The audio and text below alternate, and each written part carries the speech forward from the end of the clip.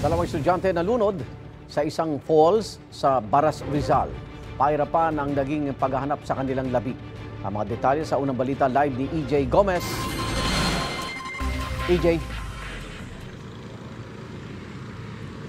Igan, nagdadalamhati ngayon ang mga kaanak ng dalawang graduating students na residente dito sa Antipolo City matapos silang bawian ng buhay ng malunod sa isang falls sa Baras, Rizal.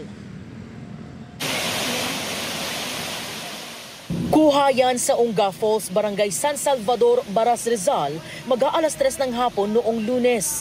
Sinusubukang sagipin ng mga otoridad ang dalawang lalaking nalunod daw matapos mapunta sa malalim na bahagi ng falls. Sa lakas ng agos ng tubig, nahirapan ang mga rescuers sa pagtunton sa mga biktima.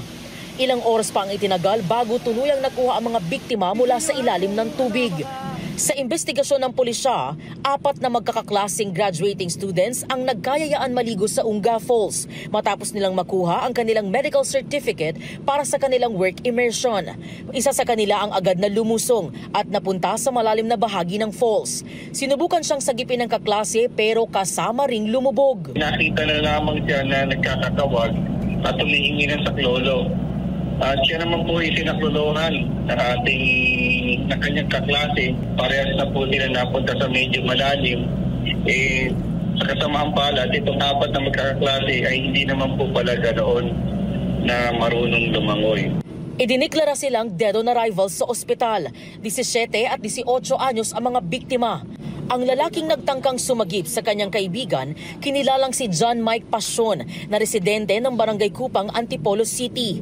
Matinding hinagpis ang nararamdaman ng kanyang buong pamilya, lalo 3 buwan na lang sana ay gagraduate na siya na panganay sa dalawang magkapatid. Sobrang sakit mo. Wala na siya pero yung kung sa kanya hindi siya nagdadalawang isip na iligtas yung isa.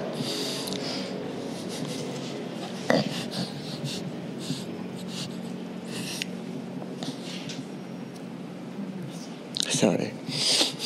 Kahit ipapahamak niya. Parang proud na rin pero siyempre malungkot. Mas maganda sana kung nailigtas niya ang sarili niya at saka yung kasama niya.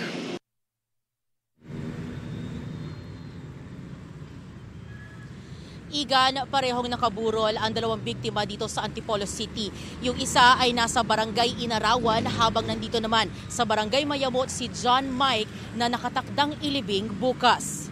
At yan ang unang balita mula rito sa Antipolo City. EJ Gomez para sa GMA Integrated News.